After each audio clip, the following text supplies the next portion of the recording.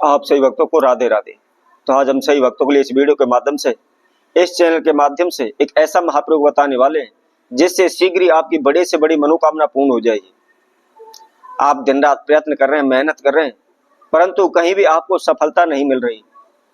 आप नौकरी के लिए जाते हैं परंतु आपको नौकरी नहीं मिल पाती। आप काम मांगने के लिए जाते हैं परंतु आपको काम नहीं मिलता। आप बार बार इंटरव्यू दे रहे हैं, बार बार एग्जाम दे रहे हैं, परंतु आप सफल नहीं हो पा रहे। ले दे करके इधर उधर से जान पहचान वालों से पैसा उठा करके आप अपने कारोबार व्यापार में लगा देते हैं, परंतु कारोबार व्यापार में भी आपको लाभ नहीं हो पा रहा। दिन प्रतिदिन आपके कारोबार व्यापार में घाटा जा रहा है, जिसकी वजह से जो भी पैसा आपने उधार लिया हुआ है वह आपके सर पर कर्जा बनकर बैठ चुका है। कहीं से भी किसी प्रकार की आपको सफलता नहीं मिल पा रही। आप इधर उधर दर दर की ठोकरें खाते रहते हैं। आपका संपूर्ण जीवन तहस नहस हो रहा है।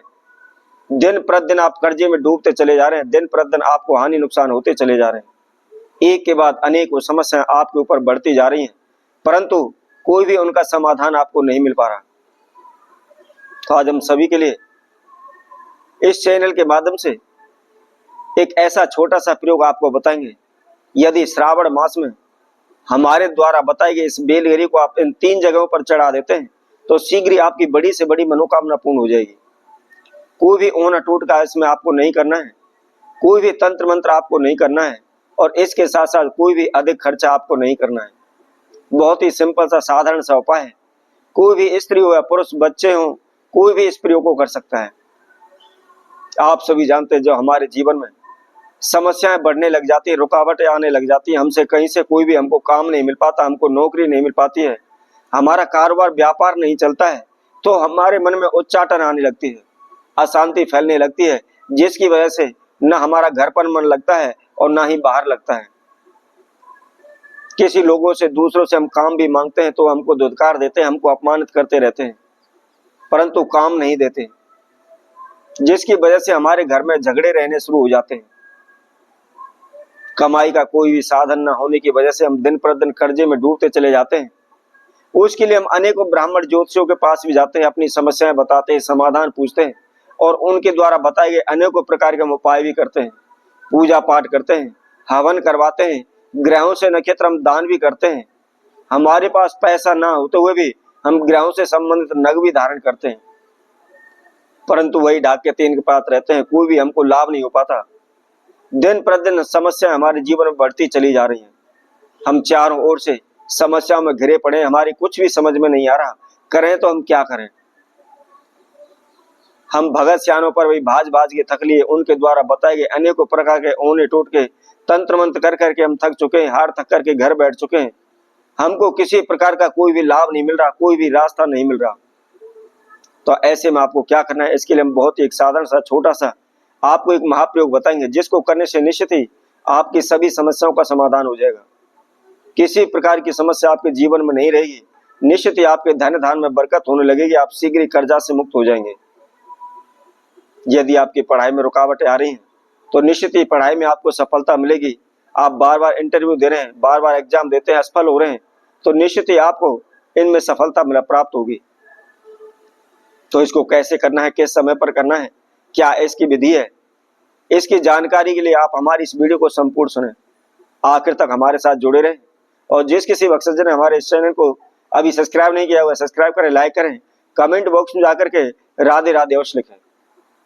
तो जैसा कि हम आप सभी को बता रहे थे, आपको केवल एक बेलगिरी का फल लेना है और उसी के द्वारा यह छोटा सा प्रयोग है। आपको क्या करना है, एक बेलगिरी का फल लें और उसको आप 3 टुकड़े कर लें, अर्थात उसको आप 3 हिस्सों में बांट लें। अब बांटने के बाद आपने इसको करना किस समय पर है वह भी हम आपको बताते हैं। आपने इसको प्रदोष काल में करना है। इसके साथ साथ त्रयोदशी व्रत या सोमवार के दिन आपने इस महाप्रयोग को करना है। लेकिन ध्यान रखें, हम कोई भी आपको उपाय बताते हैं उसकी विधि बताते समय अवश्य बताते हैं कि किस समय पर किस दिन आपको करना है। तो ऐसा ना हो अब जब चाहे उसको आप कर दें। जो भी समय विधि हम आपको बता रहे हैं उसे समय विधि पर आपको करना है। जैसा कि हमने आपको बताया था, प्रदोष काल में इसको करना है, सोमवार के दिन इसको करना है। इसके साथ साथ त्रयोदशी तिथि पर भी आप इस महाप्रयोग को कर सकते हैं। क्या करना है, सुबह नहा धोकर के स्वच्छ वस्त्र धारण करके सूर्य उदय के समय पर आपने बेलगिरी का एक फल लेना है और उसके 3 हिस्से उसको करने हैं, अर्थात उसके 3 टुकड़े करने हैं और 3 ही उसके साथ में आपने घी के दीपक तैयार करने हैं।